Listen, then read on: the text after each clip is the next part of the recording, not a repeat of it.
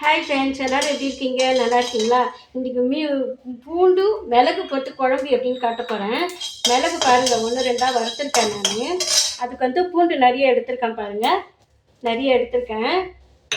வெங்காயம் தக்காளி எடுத்திருக்கேன்.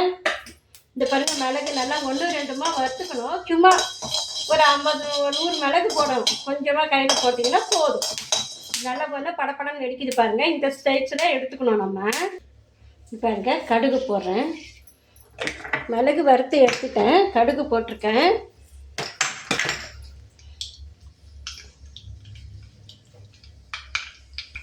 நல்லா பொரியுது பாருங்க. அப்போ 1 கப்பு பூண்டை போட்டுடணும். பூண்டு கொஞ்சம் நிறையவே எடுத்துக்குங்க.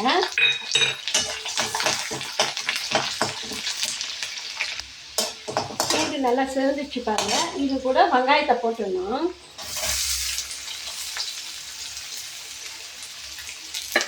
வெங்காயம் நல்லா வதங்கணும்.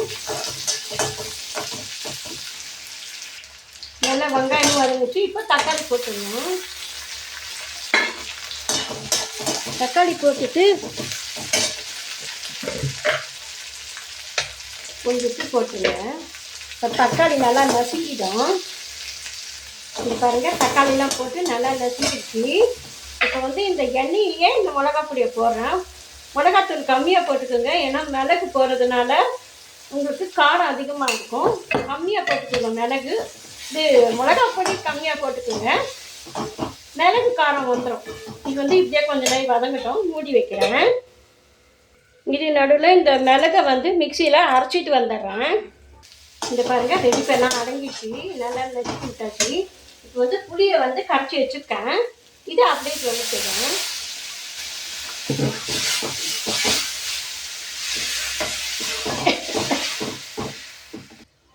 ஊற்றியாச்சு.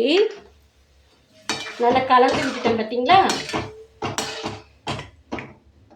இதுக்கு கொஞ்சம் மஞ்சள் பொடி,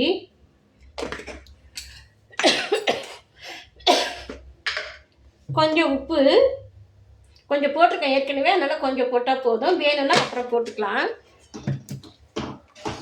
இது நல்லா கொதிக்கிட்டோம். இங்கே பாருங்கள், நல்லா கொதிச்சிச்சு. நல்லா கொதிச்சிச்சு பாருங்கள். எண்ணெய் தனித்தனியாக வருது. இப்போ ஒரு ஸ்பூன், ஒரு அரை ஸ்பூன் சர்க்கரை போட்டுக்கோங்க. ஒரு அரை ஸ்பூன் சர்க்கரை. வெல்லம் இருந்தால் வெல்லம் போட்டுக்கலாம். என்கிட்ட வெல்லம் இல்லை, அதனால் சர்க்கரை போட்டுக்கிட்டேன் நான். பாருங்கள், நல்லா கொதிச்சிச்சா. இங்கே பாருங்கள், நல்லா கொதிச்சிச்சு. இந்த ஸ்டேஜில் மிளகு நம்ம பொடி பண்ணி வச்சுருக்கோம் இல்லையா, இதை இதில் போட்டுடணும். இதை போட்டுட்டு நல்லா கலக்கி விட்டுருங்க. கெட்டி கெட்டியாக கெட்டியாக ஆகாமல் கலக்கி விடுங்க.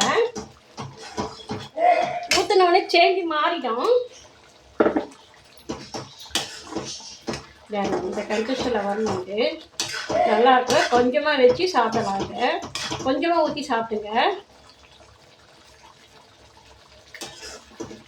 உப்பு காரம் எல்லாமே சூப்பராக இருக்குது. நீங்களும் செஞ்சு பார்த்துட்டு கமெண்ட் பண்ணுங்கள். ஓகே ஓகே சொல்லுங்கள். எல்லோரும் ஓகே சொல்ல மாட்டேங்குது, ஓகே சொல்லுங்கள். தேங்க்யூ. அடுத்த வீடியோவில் பார்க்கலாமா? பாய். இது மிளகு பூண்டு குழம்பு. நீங்களும் வச்சு பாருங்கள். தேங்க்யூ. பாய்.